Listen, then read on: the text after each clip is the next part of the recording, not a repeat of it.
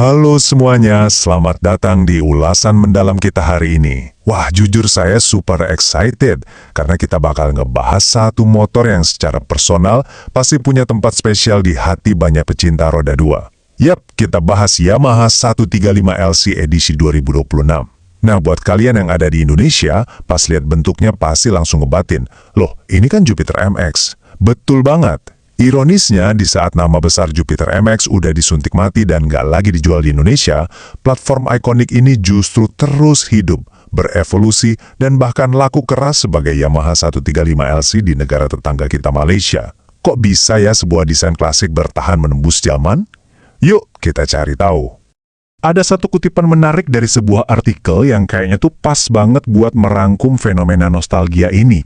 Meski di Indonesia sudah tak dijual, namun Jupiter MX 135 terus diperbaharui di Malaysia. Kutipan ini tuh bener-bener jadi fondasi cerita kita hari ini.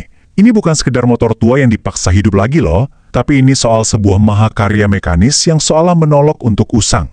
Motor ini terus beradaptasi dengan kebutuhan modern tanpa sedikit pun kehilangan jati dirinya. Biar rapi, ini dia alur perjalanan kita. Kita bakal mulai dari melihat gimana sang legenda ini terus hidup. Lalu kita bongkar spesifikasi mesin dan performanya. Lanjut ke transmisi dan handling. Terus kita bakal cuci mata lihat pilihan warna standar 2026. Dan pastinya ditutup dengan membahas edisi spesial ulang tahun ke-20 yang sangat eksklusif. Kita masuk ke bagian pertama, sang legenda hidup. Ini ibarat kisah tentang dua pasar otomotif dengan nasib yang benar-benar berbeda untuk satu platform yang sama. Secara harfiah, 135LC ini emang evolusi versi Malaysia dari Yamaha Jupiter MX kesayangan kita. Tapi maknanya jauh lebih dalam dari sekedar nama. Motor ini dirayakan sebagai motor keluarga yang ringan, sporty, dan menolak banget buat jadi barang jadul. Kenapa? Karena 135LC ini merepresentasikan motor komuter harian yang sukses bikin rutinitas berkendara sehari-hari itu jadi jauh lebih asik. Ingat, ini bukan motor balap tulen ya, tapi motor praktis yang punya jiwa sporty abis. Nah, apa sih rahasia di balik umurnya yang panjang ini? Bagian kedua, spesifikasi mesin dan performa. Kita bongkar langsung tenaga yang udah terbukti ini. Fokus utama kita ada di fondasi mekanisnya. Jujur aja, Yamaha sebenarnya mempertahankan spesifikasi lama yang udah sangat kita kenal. Gak ada perombakan sasis atau mesin yang ekstrim. Bayangkan aja, kita masih disuguhkan mesin 135cc silinder tunggal, 4 tak, pastinya udah berpendingin cairan atau liquid cooled, ditambah sistem injeksi bahan bakar elektronik alias EFI, dan yang pasti udah lolos standar emisi Euro 4. Jadi poin pentingnya di sini, daripada pusing nebak-nebak teknologi baru yang belum tentu awet, Yamaha milih buat pakai konfigurasi yang keandalannya udah bener-bener teruji oleh waktu. Inilah resep rahasia kenapa dia sukses banget jadi motor harian yang super tangguh. Coba perhatikan angka 12,4 ini. Angka ini tuh bercerita banyak banget. 12,4 kali horsepower di 8.000 rpm dan torsi maksimal 12,2 Nm di 6.000 rpm. Kalau kalian bandingin sama motor sport modern, wah angkanya mungkin kelihatan biasa aja ya. Tapi eits, tunggu dulu. Buat ukuran motor kelas keluarga 135cc, angka 12,4 ini ngasih tenaga yang sangat amat praktis. Ini tuh tenaga yang pas dan bisa diandelin banget buat selap-selip di kemacetan kota, nganter anak sekolah, atau commuting ke kantor, tapi tetap ngasih ruang buat sedikit gaspol dan bersenang-senang di jalan. Tapi, mesin aja kan baru setengah dari ceritanya. Gimana tenaga itu nyampe ke aspal? Masuk ke bagian ketiga, transmisi dan handling. Disinilah letak keseruannya. Kalau kita lihat ke jalanan sekarang, mayoritas kan didominasi skuter matic dengan transmisi otomatis atau CVT. Nah, 135LC ini beda. Dia tetap setia pakai transmisi manual 4 percepatan dengan penggerak rantai. Alasannya simple, setup 4 percepatan ini ngasih pengendara kontrol yang jauh lebih superior. Kalian pegang kendali penuh saat mulai jalan, saat butuh tenaga instan buat nyalip, atau saat harus nahan putaran mesin biar manuver makin lincah. Feel berkendaranya tuh jauh lebih engaging dan nyata, beda banget sensasinya dibanding sekedar putar gas di skuter otomatis biasa. Dan ngomong-ngomong soal kontrol, komitmen Yamaha di sisi keselamatan dan handling ini benar-benar patut diacungi jempol.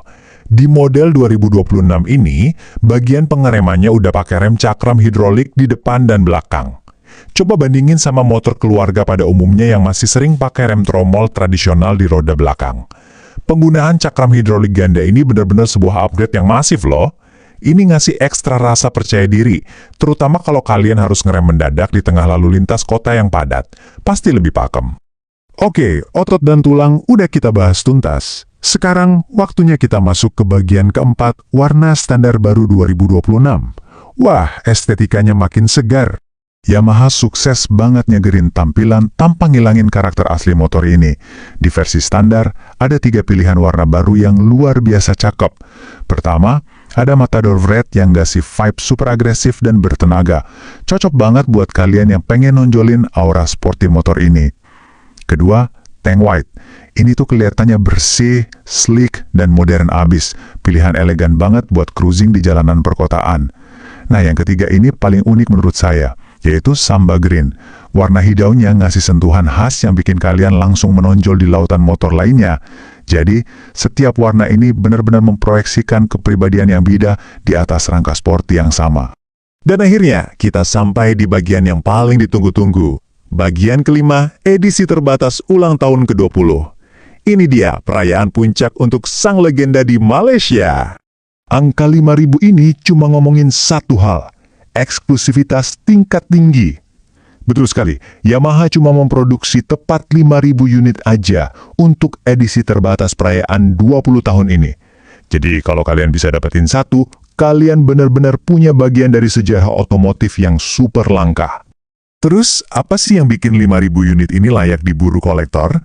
Pertama, motor ini dibalut warna khusus yang namanya Celeste, sebuah warna cantik yang dirancang khusus buat merayakan perjalanan panjang 2 dekade. Kedua, dan ini yang paling mahal nilainya, setiap unit punya nomor seri eksklusif yang unik.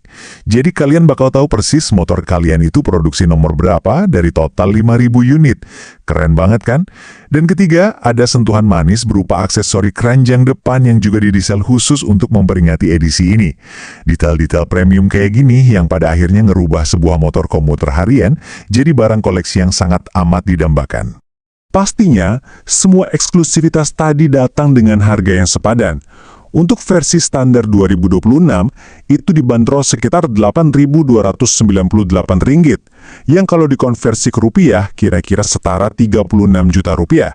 Sementara itu, edisi ulang tahun ke-20 harganya Rp8.798, alias nyaris menyentuh angka Rp40 juta, tepatnya di kisaran 38 jutaan. Buat kita yang masih ingat masa-masa jayanya dulu, wow, fakta ini lumayan bikin kaget ya. Angkanya ini jauh melampaui harga jual Jupiter MX di Indonesia pada zaman keemasannya dulu. Yang pada akhirnya ngebawa kita ke satu pertanyaan penutup yang lumayan provokatif nih. Apakah warisan mekanis yang udah terbukti selama 20 tahun ini benar-benar sepadan dengan label harga premium tersebut?